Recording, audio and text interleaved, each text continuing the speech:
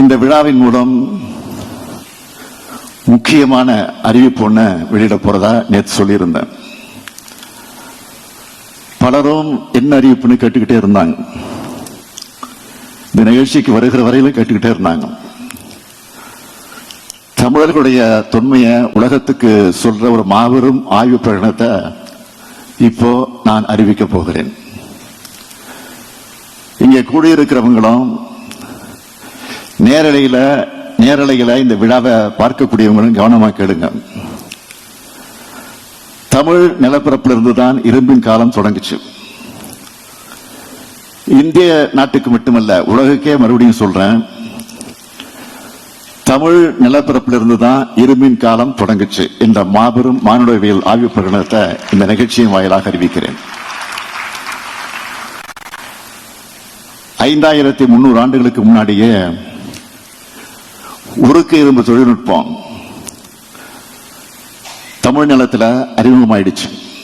இப்போ தமிழ்நாட்டில் மேற்கொள்ளப்பட்ட அகழ்வாய்வுகள் மூலம் அண்மையில் கிடைக்கப்பெற்ற கால கணக்கீடுகள் இரும்பு அறிமுகமான காலத்தை கிமு 4000 ஆண்டின் முற்பகுதிக்கு கொண்டு சென்றிருக்கு.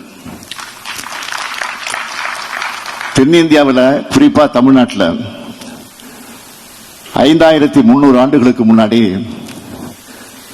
இரும்பு அறிமுகமாயிருக்கும்னு உறுதியா சொல்லலாம்.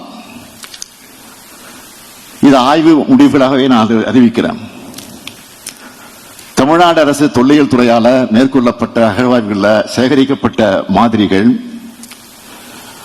உலகத்தோட தலைசிறந்த ஆய்வகங்களுக்கு அனுப்பி வைக்கப்பட்டுச்சு. பூனே நகர்ல இருக்க பீர்பால் சஹானி தொல் அறிவியல் நிறுவனம், அகமதாபாத் நகரில் இருக்கக்கூடிய இயற்பியல் ஆராய்ச்சி ஆய்வகம் ஆகிய தேசிய அளவில் புகழ்பெற்ற ஆய்வு நிறுவனங்களுக்கும் பன்னாட்டு அளவில் உயரிய நிறுவனமான அமெரிக்க நாட்டின் புளோரிடா மாநிலத்தில் இருக்க பீட்டா அலுவலகத்துக்கும் மாதிரிகள் பகுப்பாய்வுக்கு அனுப்பி வைக்கப்பட்டுச்சு. தேசிய நிறுவனங்கள்ல OSI பகுப்பாய்வுக்கும் பீட்டா ஆய்வகத்தில் கதிரியக்க கால பகுப்பாய்வுக்கும் ஒரே தாழியிலிருந்து மாதிரிகளை அனுப்பி வச்சோம்.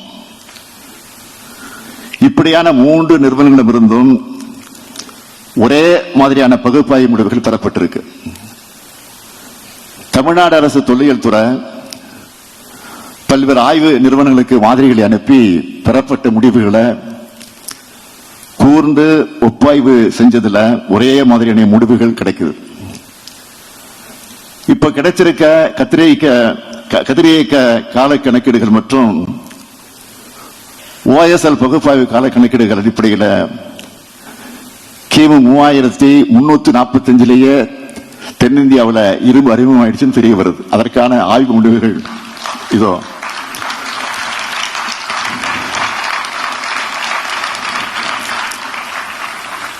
இந்த பகுப்பாய்வு முடிவுகள்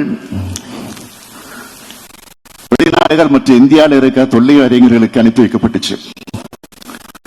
அவங்க எல்லோரும் இரும்பின் தோற்றத்தையும் பண்டைய தொழில்நுட்பத்தை பற்றியும் ஆய்வு செஞ்சு வர்ற அறிஞர் பெருமக்கள். அந்த அறிஞர் பெருமக்கள் எல்லோரும் இந்த அவையில கூடியிருக்காங்க.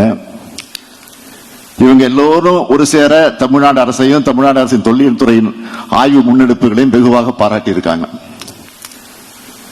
இரும்பின் காலம் குறித்த முடிவுகளுக்கு ஆதரவாகவும் கண்டுபிடிப்புகளையும் பாராட்டியிருக்காங்க. இது மாதிரி பகுப்பாய்வு முடிவுகள் ஆய்வாளர்களுக்கு புதிய உத்வேகத்தை அளிச்சிருக்கு. கேம்பிரிட்ஜ் பல்கலைக்கழக தகசால் பேராசிரியர் பத்மஸ்ரீ திலீப்குமார் சக்கரவர்த்தி அவர்களும் ஒன்றிய அரசினுடைய தொல்லியல் துறையில பணியாற்றி ஓய்வு பெற்றிருக்கக்கூடிய முனைவர் ராகேஷ் திவாரி அவர்கள் உட்பட எல்லா அறிஞர் பெருமக்களும் பகுப்பாய்வு முடிவுகளை பாராட்டி தங்களுடைய கருத்துக்களை சொல்றாங்க. இவை எல்லாத்தையும் தொகுத்துதான் இரும்பின் தொன்மை என்ற நூல் வெளியிடப்பட்டிருக்கு. தேசிய அளவில் தொல்லியல் வல்லுநராக இருக்கக்கூடிய ஆய்வாளர்களிடம் பகுப்பாய்வு முடிவுகளை பற்றி கருத்து பெறப்பட்டு அந்த அறிஞருடைய கருத்துக்களும் இந்த நூல்ல இடம்பெற்றிருக்கு. அகழாய்வு செய்யப்பட்ட இடங்கள் இருக்க இரும்பு பொருட்களோட உலோகவியல் பகுப்பாய்வும் இரும்பு தாது இருக்கக்கூடிய தொல்லியல் தலங்கள்ல எதிர்காலத்தில் மேற்கொள்ள உள்ள அகழ்வாய்வுகளும் இந்த கண்டுபிடிப்புகளுக்கு மேலும் வலு சேர்க்கும் சான்றுகளை வழங்கி தெளிவு பெற வைக்கும்.